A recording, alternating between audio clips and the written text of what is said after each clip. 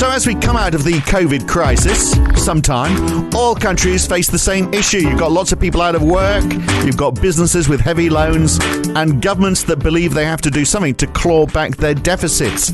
Wouldn't it be easier if there was some sort of coordinated approach? Well, Janet Yellen, the Secretary of the State for the Treasury in the United States, seems to think so. That's why she is looking for a coordinated approach when it comes to corporate tax. A complete reversal of the Trump approach, in other words. So his idea was drop corporate tax to try and bring businesses back to the United States. So will the Janet Yellen approach work? Is it time for countries to work together rather than compete against each other when it comes to fiscal policy?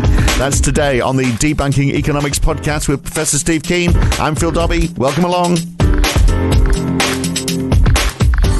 So, Steve, Janet Yellen wants other countries to push up their corporate tax rates so they are on a par with the US, basically. I think what she's realized is if they push up the corporate tax rate in America, then that'll be a disincentive, I hate that word, for people to stay in America, and they might go somewhere else where the corporate tax rate is cheaper. We've also got at the same time, the IMF wants countries to tax the rich to help narrow the rich-poor gap in developed nations. So we'll look at that as well. But look, Janet Yellen, first of all, wants everyone to have a corporate tax rate of 28%, which is what the United States wants to move to.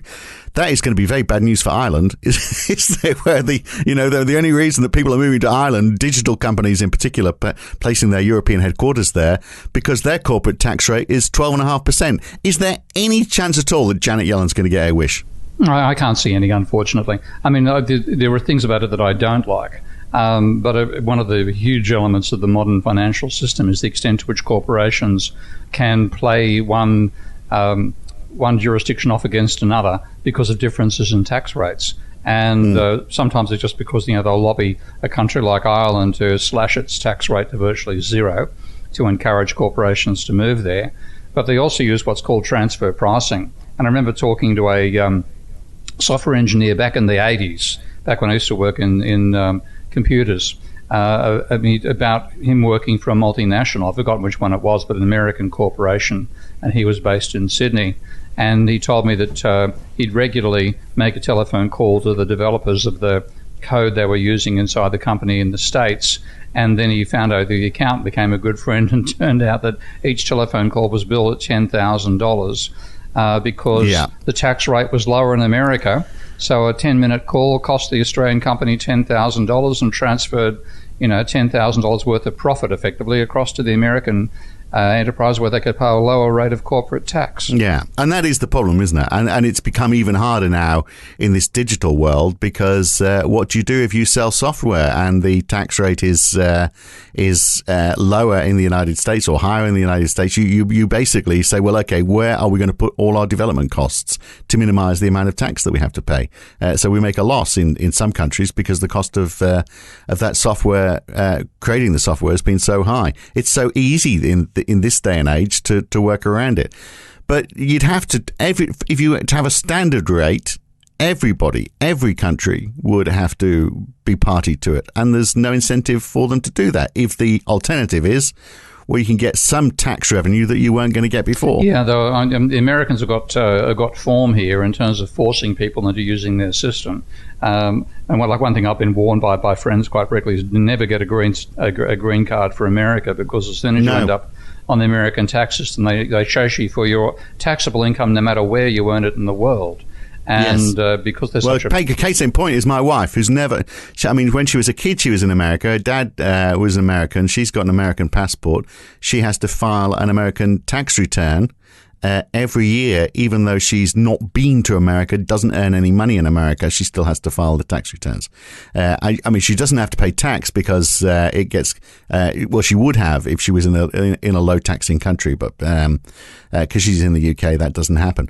And it's you've got to file 5 years worth. We're going through this now, so she can renounce her American citizenship, because we're worried that if our house reaches a certain value, America can grab the capital gains. They're bastards. Yeah, I know they are. So there's one reason I don't mind seeing Janet Yellen fail on this one, even though I'd like to see uniform tax rates, or at least some sort of system, and makes it impossible for corporations to evade the tax burden. Because as we know, like we've been talking from a modern monetary theory point of view, it's not the tax that provides the revenue for the government. But if you have a need to take excess money out of circulation that's been created by a government deficit, then the burden of that falls entirely on the working class and the middle class. If you have the capacity for corporations to evade tax, which they manifestly have that capability in ways that you and I don't. But it also takes out of the hands of the governments the ability for them to, take control. We left, it's ironic, we went down this road. I mean, we left the EU because we wanted to take back control. This would mean, we'd be all pandering to America, which is potentially even worse, isn't it? Particularly, I mean, some people might want to play with their corporate tax to achieve other aims. Like China, for example, has got a 25% tax rate, but they lower it to 15% for some sectors that they like to encourage and see develop.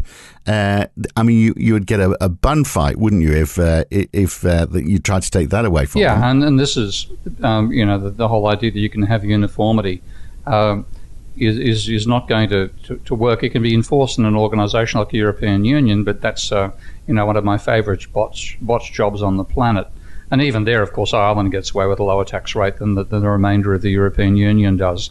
So how do they pull that off? I wonder. Pardon? How do they pull that off? I wonder. It's been. I can't quote chapter and verse on it, but there've been some pretty big fights with the European Union for them to hang on to it, largely because they were effectively arguing they were like developing country status within the European Union compared to France and Germany.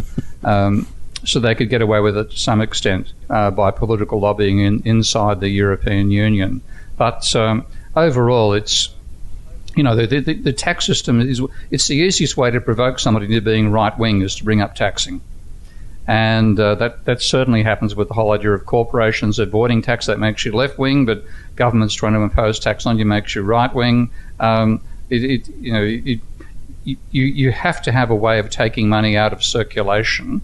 Because if the government simply spent everything and didn't take any back, then you'd have an enormous increase in the money supply. But taxation is looking like a less, far away from the best way of doing that. Yeah. And corporate tax in particular. I mean, income tax perhaps more. I mean, and that is, the other point as well. If the corporate tax on its own is to try and get some sort of uniformity, so that companies can't move profit centers around the planet. You can always, on the other side, reduce income tax to encourage executives to base themselves in your country. If you have to adhere to that 28% rule, you'll say, okay, well, we'll reduce our top level of income tax, so companies will come here and pay the tax because they know they're going to pay less income tax for the top individuals.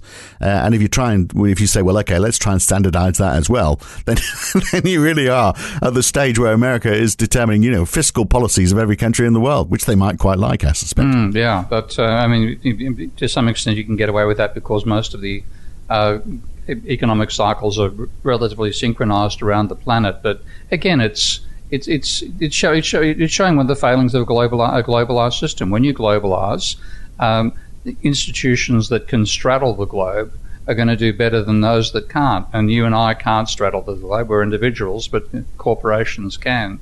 And thereby you get this competition between different governments to attract the corporations to base themselves locally, and all this crazy stuff comes about tax. And now, of course, the major champions of globalization, the Americans and the Washington Consensus, are trying to reverse the impact. Well, will they have any success with that? To find out, you'll have to listen to the full version of this podcast. To do that, you need to subscribe at debunkingeconomics.com or become a supporter of Steve Keen on Patreon. Go to patreon.com/Prof Steve Keen. But that is it for the short version of the podcast for this week. They're normally about half an hour long. Next week, we are going to talk about the green premium that Bill Gates sees as the stumbling block for us solving climate change. If we can get that licked, then we are on the way to fixing the problem, he reckons. Is it as simple as all that? Find out next week. I'm Phil Dobbie. He's Steve Keen. Thanks for listening. See you then.